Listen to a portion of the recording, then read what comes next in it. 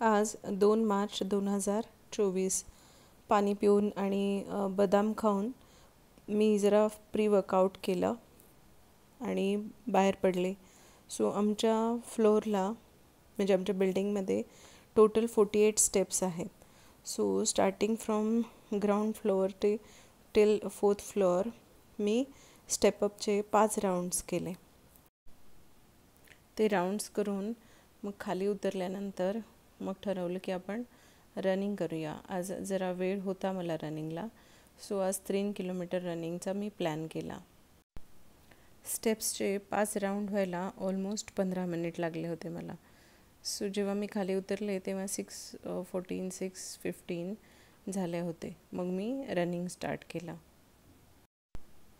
6:16ला मी running चालू केलं आणि ऑलमोस्ट 6:40पर्यंत 3 किलोमीटर रन झालं होतं. त्याच्यानंतर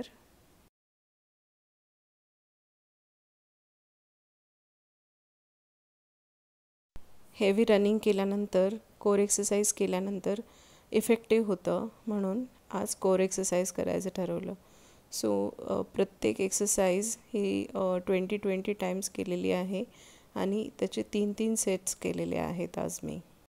रशियन ट्विस्ट करताना तर साईड्सवर एकदम प्रेशर आलेलं असतं, सो पूर्ण स्ट्रेच झालेलं असतं. त्यानंतर लेग एक्सरसाइजेस केले मी 20 Times each for both the sides, असे 3 सेट्स केले.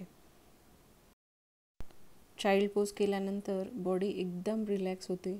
रनिंग केल्यानंतर आणि बाकीच्या कोर एक्सरसाइज केल्यानंतर बॉडी हीटअप झालेली असते, पण स्ट्रेचिंग केल्याने आणि प्राणायाम मेडिटेशन केल्याने पूर्ण बॉडी रिलॅक्स होते आणि कूल डाऊन होते. सो ते केल्यानंतरच वर्कआउट कंप्लीट झाल्यासारखं वाटतं आणि मग पुढचा दिवस व्यवस्थित जातो.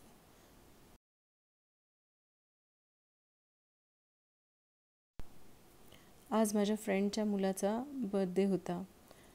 सो आज त्यांनी आम्हाला इन्व्हाइट केलं होतं आणि ते त्यांच्या मुलाच्या बड्डेचं सेलिब्रेशन आमच्या घराच्या जवळच एक ऑर्फनेज आहे तिथे करणार होते. सो तिथे ऑलमोस्ट 13 टीनेजर्स मुले होत्या. त्यांच्यासोबत सेलिब्रेशन करायचं ठरवलं होतं त्यांनी.